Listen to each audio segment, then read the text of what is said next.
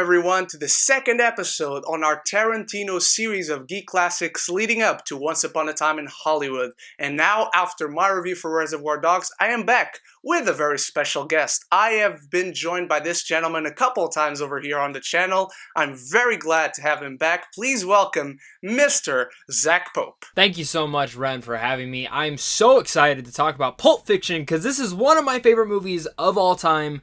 And yeah, dude, thanks so much for having me on here. I'm wearing my Pulp Fiction shirt, and in my background I have one of my Funko Pops of John Travolta, and of course the Blu-ray, so I'm all ready, man. Yeah, I was just going to say that you even have a Pulp Fiction t-shirt. I don't even have that. I just have this Marvel / My Hero Academia crossover t-shirt, which I don't think it's much appropriate for this, but let's roll with it. So Pulp Fiction was the second film directed by Quentin Tarantino and written by him, of course, because he doesn't do anything else written by any other person. How was your first experience with this film, Zach, and what were your general thoughts the first time you saw it? Well, so the funny thing about this is the first time I ever saw Pulp Fiction was on TV. So like in the States, I don't know how it is out there, but in the States, there's not like a lot of cursing, no nudity, none of that stuff. It was pretty much PG Pulp Fiction. So I watched that as a kid. I was like, this is really good. This is really good. So like my dad ended up buying it for me, and then like I watched it again. I'm like, whoa, where did these scenes come from? Like the whole Gimp scene was not in the TV version. And I was very much just like, what the fuck am I watching right now? But I loved it still. So my introduction to Tarantino was that, and a lot of the reason that TV version still held up for me was because of the dialogue, and I was so intrigued with it that it was a movie that I definitely wanted to keep rewatching, and the way that the storylines intersected was the thing that truly engaged me. And again, like I said, this was my first introduction to Tarantino above anything else, and I was just very fascinated by it from the very second it had started. And of course you got Samuel L. Jackson and John Travolta, and I think, honestly, I remember the reason it caught my attention was because of that dancing sequence. You know, I was kind of watching it, and then, like, once the dancing sequence came in, I was, like, kind of locked in. I don't quite remember the first time I watched it. I know it was with my best friend, because he introduced me to Tarantino. I know the first film I saw was Reservoir Dogs, and I know this was the second one, but I don't quite remember where I was or how I felt at the time. I just remember that I loved it because I kept going back to it. And in the meantime, the several times I've seen it since, I've watched it at least 3 times on the big screen, because that's one of the perks of going to a film school. You have these big auditoriums, and they have big screens, and you get to watch the movies when the room is empty. And one of the things you talked about was the dialogue, and that is the signature thing about Tarantino. And I agree also that this is one of the best films ever made. It's one of my favorites of all time. It just edges out of my top 10. I'm sorry, but it is my top 15. I've said this several times by now. I said it when I went over to Rama's channel to talk about this film. I said it in my own channel on my review for Reservoir Dogs. As much as I love Quentin Tarantino as a director, and it's been proven over and over again, I think he's an even better writer. How do you agree or disagree with me? Dude, I 100% agree with you. Even though he is a great director, it's his writing that is superb every single time. Even the movies that I don't think, like, I don't think he's had a bad movie, in fact. I think every movie he's done is either good to amazing. And whether it's, you look at Death Proof or Jackie Brown, which I think some people would say are probably the weakest, I still really like them. But the reason I really like them is because of the writing. It's due to the writing. The writing is the biggest factor in that. And in fact, where he's talking about how his 10th film will be his last film, I gotta say, I think it'll be his very last directed film. I still think the guy's gonna keep writing. Whether it's books, plays, or even more scripts, I gotta believe that the guy just is such a genius when it comes to writing that he will still be pumping out scripts. And here's the thing. If they just announced tomorrow that Mick G was directing a film written by Tarantino, I would still be excited for it. Even though it's Mick G. And Mick G, I'm sure, is a good guy, but still, you get what I mean. Yeah, I definitely do. And I don't even hate Mick G as much as others. But Tarantino, I definitely agree with you. even if he does retire as a director, he's going to keep writing no matter what, because that's his niche, I think. That's his true calling in this world. And let's talk about how ballsy of a second feature this was, not only in terms of length, but dealing with the subject matter that he does, showcasing what he does in this film, and presenting such a quote-unquote broken narrative. In the 90s, we had seen this before, but it wasn't such a mainstream type of thing. Nowadays, if you hear that a film is told with a broken narrative, you think, oh, that's cool, they're doing something different, but it is definitely something you've seen before, and you also run the risk of it not working.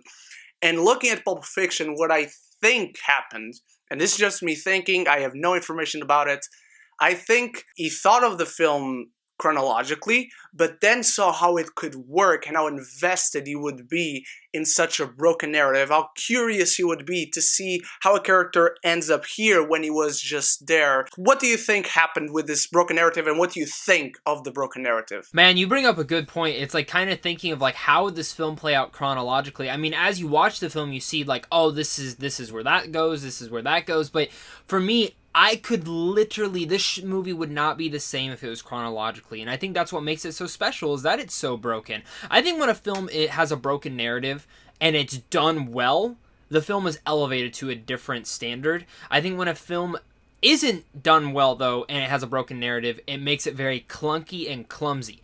And I think that's where we go say is that even though we both think Tarantino is an excellent writer, I gotta think that in this film, this is one of his strongest directions because he got that broken narrative down. Any other director could have either even collapsed. And even though I know a lot of this probably even goes more to the editing bay and when they're sitting down editing the film, for all we know, they filmed this thing chronologically and then they went back and edited it and changed the whole thing to how it was.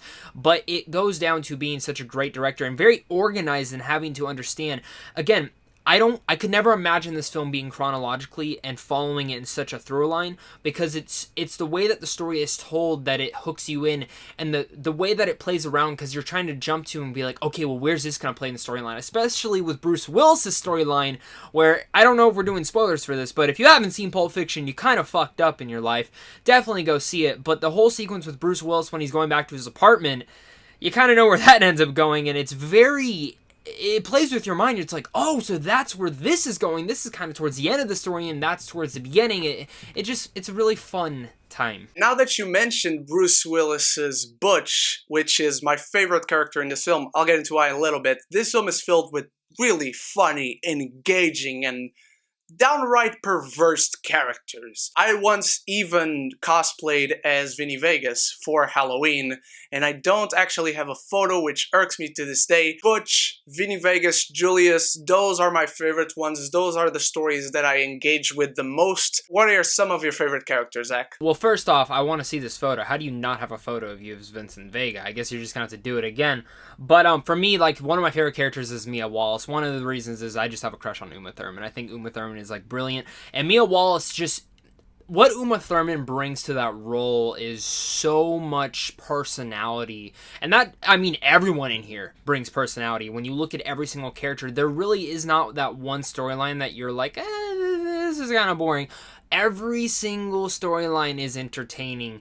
Whether it's the diner scene when they're getting up and starting to fucking shoot everyone, or you look at Vincent Vega, and of course, I'm like blanking, I gotta look at his name, Jules Winfield, Samuel Jackson's character, and when they go in and they're having the Big Kahuna burger, which I really want one of those, it looks like really good, which that's actually my favorite scene in the whole film, is when they shoot the shit out of the guy. But you also talk about Butch, and I think Butch is the most relatable character in the film. I think you look at him as just a man who's struggling, but also a guy who's like, you know what, I'm gonna fuck this mobster over pretty fast. But again, it's hard to decide who's my favorite. But honestly, if I had to choose one character, it's Mia Wallace. I'm just obsessed with her. Yeah, who doesn't love Mia Wallace? There's a reason she was put into the poster of this film, even though she's even in just one sequence of the film. But definitely Butch, I think he's the most relatable one, especially because he starts out in this world of this film as a coward. He wants to run away, and you see that he wasn't even able to go to the war and to participate, but he keeps his father's watch, but he doesn't want to put the metaphorical watch up his ass that that Marcellus Wallace is giving him, because he's going down, but he's gaining a lot of money, but still he chooses not to gain that money, and eventually he even goes to save Marcellus. Of course, he gains something for it, but it's still one of my favorite characters in this film, and it's still one of Bruce Willis's better performances. You mentioned favorite scenes, and that one with Jules and Vinny getting Marcellus's soul, or at least the theory says so. That's definitely up there, but I have a special relationship with the opening scene with Honey Bunny and Pumpkin starting the robbery on the cafe or restaurant, whatever you want to call it. I had to play Tim Roth in a recreation for one of my friend's classes, and he chose me as an actor. I do have that footage, and I might just one day share it with you. That's my favorite scene from the version of the opening to the last one, where we see the perspective of Vinny and Julius. Tell me your thoughts on that scene, because I just think it's one of the greatest openings of all time. It's fantastic. I mean, it's brilliant. And again, it just goes down to the writing, and just the second that film starts, I mean, if you're someone who's never seen Pulp Fiction before and you're watching it, it's like, oh, it's two people at a diner having fun, and oh no, they're gonna rob the shit out of it. Like, that's how the scene's gonna end. And then it just kicks into Pulp Fiction. It's like, and then it just dives into this mischief of crime that just pours throughout this whole entire movie, and it just gets wackier and wackier as it plays out. And that, talking about scenes though, I gotta talk about, I mentioned it off the top, the Gimp scene. I love when Butch just doesn't leave Vin Rames to die. He goes up, he's like, no, he's picking which weapon to go in there for. He sees the chainsaw, looks up, sees the sword, and just goes in there and just hacks and slash. It's brilliant. And then I just because reality is, if that really happened, and one, maybe it did because Tarantino is a sick bastard for even thinking of that. Marcellus Wallace, thank God he just didn't turn around and shoot Butch, because realistically, it's like, alright, you came back to save me, whatever. You fucked me out of my money, you saved my life, do what you need to do. Yeah, I agree. The Gimp scene goes from twisted to perverse to just cool. The moments he's picking the weapons, and you know Butch isn't the guy that has ever killed or picked up a weapon before. Picks up a hammer, that's alright. He picks up a baseball bat, that's very American of him. Then he picks up the chainsaw, and you're thinking, how the fuck is he going to control the chainsaw like he's an expert? But he sees a fucking katana, and even though it's Japanese, it's also very American of him to choosing to go with a katana and just slash away at the guy. I still have nightmares about the shot of seeing Zed going up Marcellus Wallace's ass. But that's an entire conversation for another day. Yeah, scenes that scarred you as a child.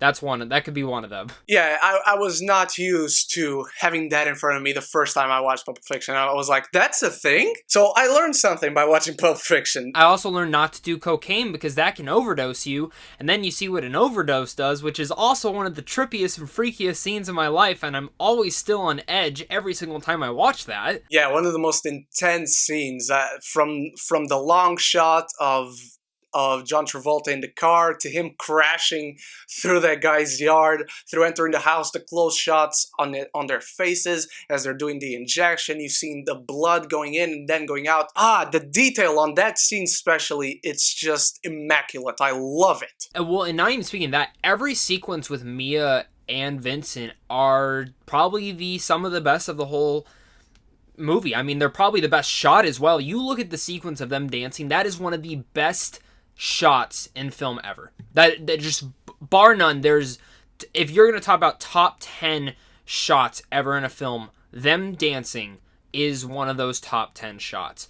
From the lighting to the way that the camera is angled, getting both of them, and just the performances that both the actor and actresses are giving in there is spectacular. And it's a moment that I'll randomly just pick up on YouTube. I'm like, I'm gonna watch this sequence because I want to watch it for a bit.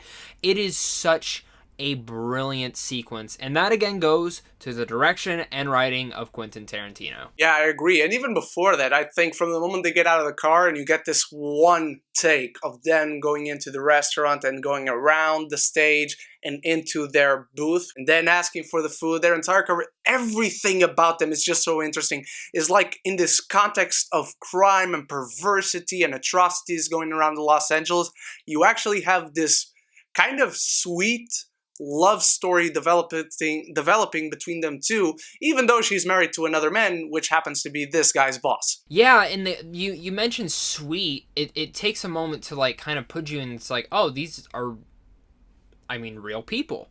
That's something I would be doing. You know what I mean? And I think one of the things I truly love about this movie is that it shapes that in perspective, because now it makes you think of like when you go out to dinner and you look over to someone next to you, for all you know, it's a hitman and a hitman's boss's wife right there arguing about a $5 fucking milkshake. So it's funny because you never truly know who you're going to meet, and you truly never know who to F with, because maybe they have a bad motherfucker wallet in their pocket and you definitely don't want to rob them. Now, I have to ask this since we got to this particular sequence in the film. Zach, you've been to Los Angeles.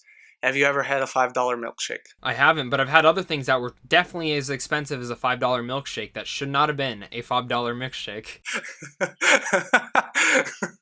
Well, I think you've been robbed, because Vinny Vega says that it's definitely worth the $5 when he tastes it. So I gotta go to one of those restaurants if I ever go to LA. I'm very disappointed to know that restaurant they just built for the movie and that it's not a real thing. It makes me super sad. That's true. I actually heard one exists, but it's just one, and it's not at that supposed location that is in the film. So I think if you search hard enough... So there's, in Walt Disney World, there's actually a restaurant that you sit and eat in cars while movies play. So I guess that's pretty close to it. But I've never been in that one. I've seen it. It's just like a 2-hour wait, and I would rather go on rides and wait for a damn restaurant. But it's Disneyland, so there's definitely a $15 milkshake now in 2019, I'm sure. Now we've talked about the greatest scenes in the film, the best beats of the characters. Let's talk about the real meat behind Pulp Fiction. Zach, what do you think it's actually in the case? I like to think it's the Ark of the Covenant.